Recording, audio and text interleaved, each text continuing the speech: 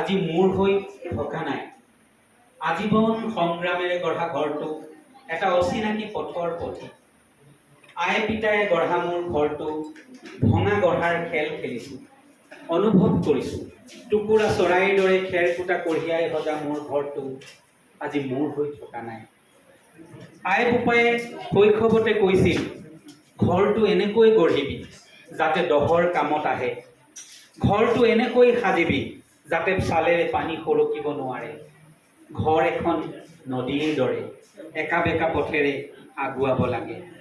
ঘৰ এখন অৰণ্যৰ দৰে অচিন দুখে বাট আগুচি ধৰে। ঘৰ এখন যুদ্ধ, পৰাজয় কৰি তোলে শুদ্ধ।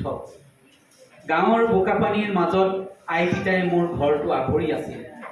ধনগুলৈ মাতিছিল ঘৰটো কোনোবা অচিন দেশলৈ। আকাশত ঘোঁৰা গাড়ী উৰি ফুৰিছিল।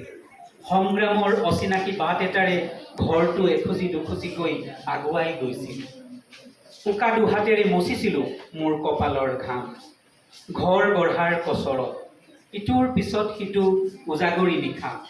ঘৰটোৰ বুকুত গজি উঠিছিল ৰামধেনু ৰঙী তৃষা। কজলা ৰঙী কৰচগড় গছবোৰ ফুলাৰ বতৰতে তুমি মোৰ ঘৰটোলৈ সোমাই আহিছিলা। দখল লৈছিলা, সপোন দেখুৱাইছিলা ঘৰটো ভৰাই তোলাৰ।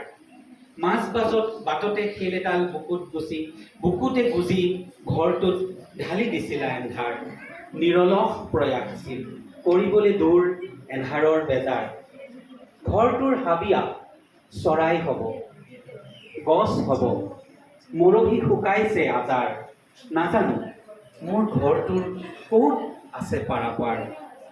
মোৰ ঘৰটো আজি মোৰ হৈ থকা নাই। মই হেৰুৱাই পেলালোঁ মোৰ নিজৰেই ঘৰটোৰ অধিকাৰ। মোৰ ঘৰটো আচলতে মোৰ নিজৰ জীৱনটো। ধন্যবাদ।